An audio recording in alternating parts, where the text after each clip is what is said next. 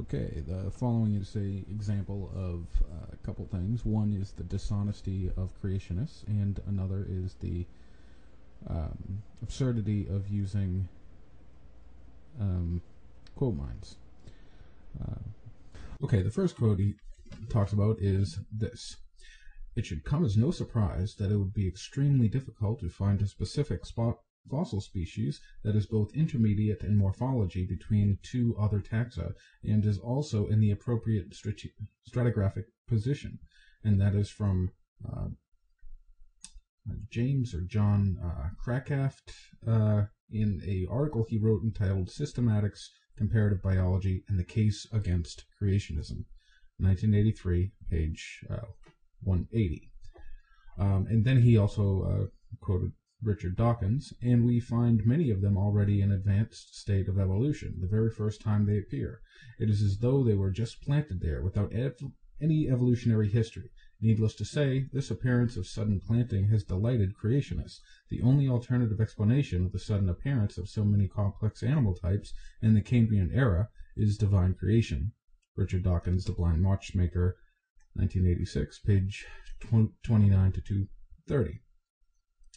And here is the reason why you should never quote. That first quote that I said from John Krakaft, I actually looked up the quote, and you know what he was talking about? He was actually talking about creationist quote mining and what a problem it is and how dishonest it is, ironically.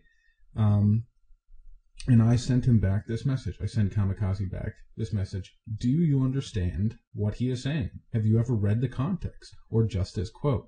The irony of this is his very next sentence, which I quote here. There is no doubt the reason for many of the quotes cited by creationists about the prevalence of gaps, but other citations or distortions tailored to suit creationists' own purposes. Now I sent him back there.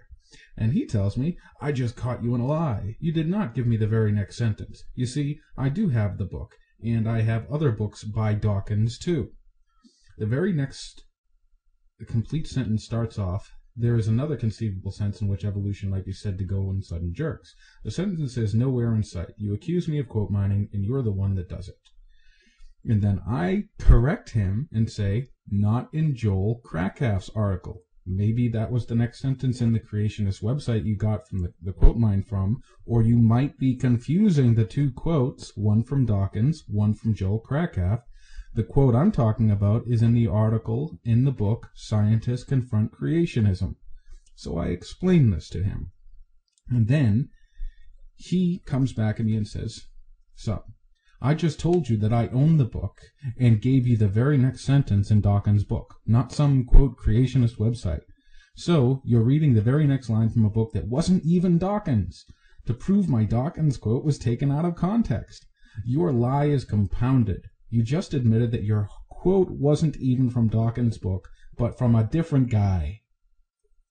I'm too busy to argue with somebody who is purposely lying to me. You lose. And then I tried to correct him again and found that he had blocked me.